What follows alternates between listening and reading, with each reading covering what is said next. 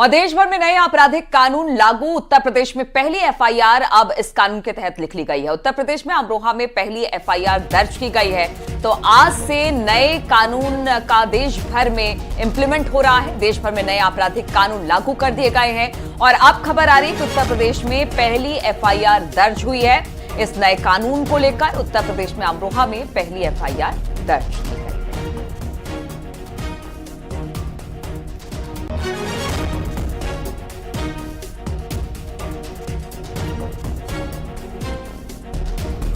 उत्तर प्रदेश में अमरोहा में पहली एफआईआर। इससे पहले सबसे पहले आज तड़के सुबह दिल्ली में पहली एफआईआर दर्ज कराई गई थी। देश भर में नए आपराधिक कानून आज से लागू हो गए। 3 ऐसे कानून हैं और अब धाराएं भी चेंज हो गई है। चाहे वो हत्या का मुकदमा हो, धोखाधड़ी का मुकदमा हो, रेप का मुकदमा हो, हर में धाराएं चेंज कर दी गई है। अब ये देखना होगा कौन सी धाराएं कहां लग रही है। लेकिन अब खबर आ गई है कि दिल्ली के बाद अब उत्तर प्रदेश में भी पहली एफआईआर दर्ज कर ली गई है, वो भी अमरोहा में। बातचीत करने के लिए ऋषभ मणि हमारे साथ जुड़ गए हैं।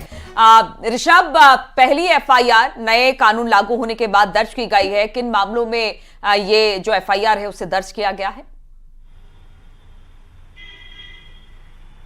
देखिए, भारत में एक बड़ा बदलाव हुआ है और अंग्रेजों का जो औपनिवेशिक काल था, जो कॉलोनियल सिस्टम था, उस वक्त जो इंडियन पीनल कोड था, जिसको भारतीय दंड संहिता कहा जाता था, अब उसको खत्म कर दिया गया है। दंड की जगह न्याय ने ले ली है। अब भारतीय दंड संहिता की जगह भारतीय न्याय संहिता हो गई है और जो भारतीय दर्शन की मूल भावना भी है, आज से पूरे देश में लागू हो गई है। और भारतीय न्याय संहिता के तहत जो उत्तर प्रदेश में पहली एफआईआर हुई है वो अमरोहा जिले के रहरा थाने में हुई है। भारतीय न्याय संहिता बीएनएस की धारा 106 के तहत ये किसी की लापरवाही के चलते किसी की मौत के मामले में धारा इस्तेमाल की जाती है। जैसा बताया गया है कि वहाँ खदरा के रहने वाले संजय के पिता जगपाल की मौत करंट लगने से हुई है। उनके पड़ोस के खेत में जो तार लगाए गए थे उसमें करंट दौड़ाया हुआ था। तो राजवीर उर्फ रज्जू और भोलू के ऊपर ये आरोप है कि उनके खेत के जो बाड़ लगी हुई थी उसमें करंट दौड़ रहा था, जिसको छूने की वजह से जगपाल की मौत हो गई। तो किसी की इंटेंशन उसमें नहीं थी, किसी का इरादा नहीं था, ये एक हादसा माना गया है। लिहाजा किसी की लापरवाही के चलते हादसा हुआ है और उस हादसे में जगपाल की मौत हुई है। लिहाजा जगपाल के बेटे संजय ने राजवीर उर्फ रज्जू और भूप सिंह उर्फ भोलू के खिलाफ बीएनएस भारतीय न्याय संहिता की धारा 106 के तहत एफआईआर दर्ज करा दी है।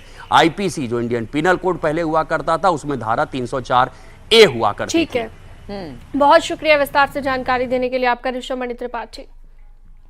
आगे बढ़ते हैं। वाराणसी पुलिस का अपराधियों के खिलाफ ऑपरेशन लंगड़ा लगातार जारी है। पुलिस ने एनकाउंटर में घायल बदमाश किशन सरोज और उसके 2 साथियों को गिरफ्तार कर लिया है। बदमाश किशन सरोज चेन स्नैचिंग गिरोह के सरगना बताए गए और चेन स्नैचिंग की कई वारदात में ये वांटेड था।